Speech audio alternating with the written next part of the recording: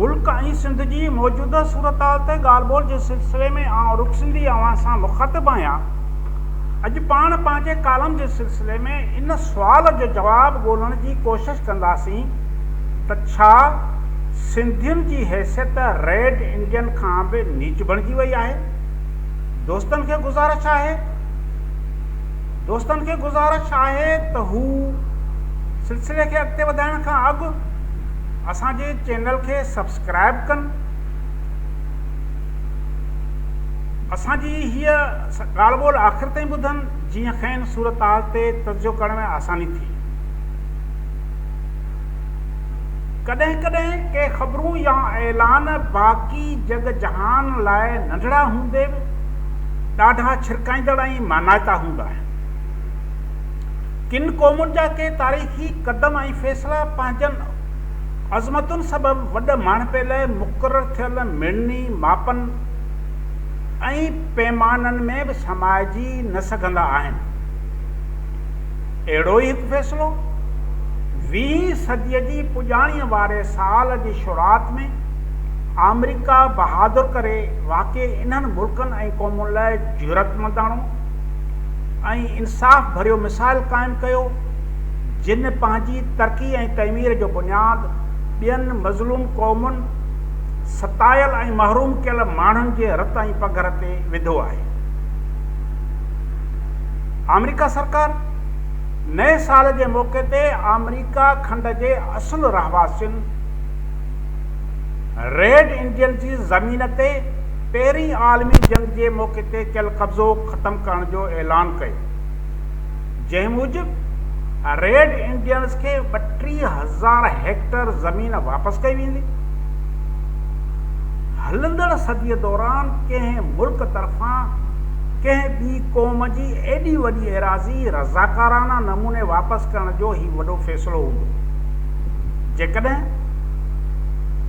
जेकॾहिं अमेरिका जेका सॼी दुनिया जी लठ सरदारी दावेदार आहे रेड इंडियंस खे इहा ज़मीन वापसि न बि करे हा त को बि खांउस पुछा करण वारो की न हुयो। न वरी वेचारनि रेड इंडियंस खे एॾी ताक़त ऐं कुवत हुई जो हू पंहिंजे अबाणी मिल्कियत तां कब्ज़ो ख़तमु कराए सघनि। अमेरिका बहादुर जो इहो ऐलान सिंध वासियुनि लाइ त वाक़ई हैरत जोॻो आहे, पर शायदि इन्हनि कुवतुनि लाइ बि शर्मसारी जो सबबु बणिजी सघे जेकी गुज़िरियल अधु सदीअ खां मुल्क जी वहदत, सालमियत, इतिहाद ऐं ॾाढ जे बुनियाद ते सिंध जे सरसब्ज़ खेतनि ते क़ाबिज़ आहिनि। हिन धरतीअ जे कुख मां अन उपाए पेट जो दोज़ख भरींदड़ उन जा फर्ज़ंद त ठहियो पर सिर्फ़ दोस्त बि न थी सघिया आहिनि। 1947 जे विरहाङे खां ऐं मौजूदा वफ़ाक़ में शमूलियत खां पोइ हिकु वॾी मनसूबा बंदीअ हेठि सिंध जी धरतीअ ते वालार शुरू थी। बैराजनि जूं ज़मीनूं ॿियनि सूबनि खां आयल माण्हुनि खे कोॾियुनि जे अघ ते ॾेई हितां जे असुल रहवासियुनि खे आबपाशी जे नए निज़ाम जी नेमतुनि खां महरूम कयो वियो। बाद में मंगला डैम, तरबेला डैम, चश्मा लिंक केनाल जे मुतासिरनि जा कटक चाढ़े सिंध धरती सिंध वासियुनि जे पेरनि हेठां सिरकाइण जो अमल जारी रहियो, जंहिंखे अॼु सूदो किथे बि को टाको लॻंदो नज़र नथो अचे। रांदीगरनि समेत लाहौर ऐं सियालकोट जे पहलवाननि खे छॾियो, पर कब्ज़े जी हबश में अरब शेखनि खे हितां जी ज़मीन सां नवाज़ण खां वसाकीन घटायो वियो। अॼु जेकॾहिं काथो लॻायो वञे त सिंध जे उपत वारी भलोड़ बैराजी ज़मीन जो 60 खां 70% उपरनि माण्हुनि ऐं ख़ासि करे मुल्क जे वालार पसंदि कुवतुनि जे कब्ज़े हेठि अची चुको आहे। असांजे प्यारे पाकिस्तान में असांजा आका ऐं हाकिम लोक वञे लह वारो तूं ऊचो वह ओभार वारी चवणी ते 100% अमल करे रहिया आहिनि। एक तरफ़ हांगकांग ऐं मकाऊ सदियुनि खां पोइ चीन खे वापसि थी चुका आहिनि। इसराइल पंहिंजी नस्ली अगराई ऐं होड़ तां लही फ़लस्तीननि खे पंहिंजी धरती वापसि पियो करे। शाम जे गोलान वारनि टकुर तां कब्ज़ो ख़तमु करण जा संभाह कया पिया वञनि। ॿिए तरफ़ असांजा यार सॼी दुनिया खे पुठी ॾेई पंहिंजी वालार खे न सिर्फ़ु जाइज़ करार पिया ॾियनि, पर उनखे जारी रखण लाइ नवां मनसूबा ऐं टिकसाट घड़िया पिया वञनि। इन सॼी ज़हनत जे बावजूदि हिननि जे ज़हन ऐं ज़मीर में इहा उणतुण ज़रूरु मौजूदु हूंदी त सदियुनि जा कब्ज़ा बि कंहिंजे मालिकी वारे आफ़ाक़ी हक़ खे रेटे नथा सघनि। अॼु न सुभाणे वालारियल ज़मीनूं माग ऐं मकान ज़रूरु वापसि करणा पवंदा, छाकाणि त क़ौमुनि जा तारीख़ी हक़ ऐं वास्ता कुझु सालनि ऐं सदियुनि जे कब्ज़े सां ग़ैर महफ़ूज़ करे नथा सघजनि। अॻे पोइ मालिकी सिर्फ़ु उन्हनि मालिकनि जी हलंदी जिन खे इहा नेमत कुदरत तरफ़ां अता कई वई आहे। असांजे हाकिमनि ऐं आकाउनि जे वात मां कॾहिं कॾहिं सच ओगाशिजी पवंदो आहे।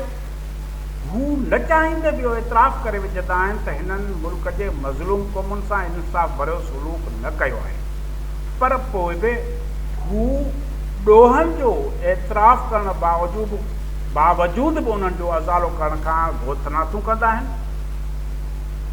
अॻूणे वज़ीर आज़म नवाज़ शरीफ़ जे दौर में बि मुल्क जे सरबराह समेत सदस्य काबीना जे अहम माण्हुनि इन ॻाल्हि जो एतिराफ़ कयो हो त पाकिस्तान जे मौजूदा ढांचे में मज़लूम क़ौमुनि सां ज़्यादतियूं थियूं आहिनि, जंहिं सबबि असांखां अॻूणो ओभर पाकिस्तान अलॻि थी।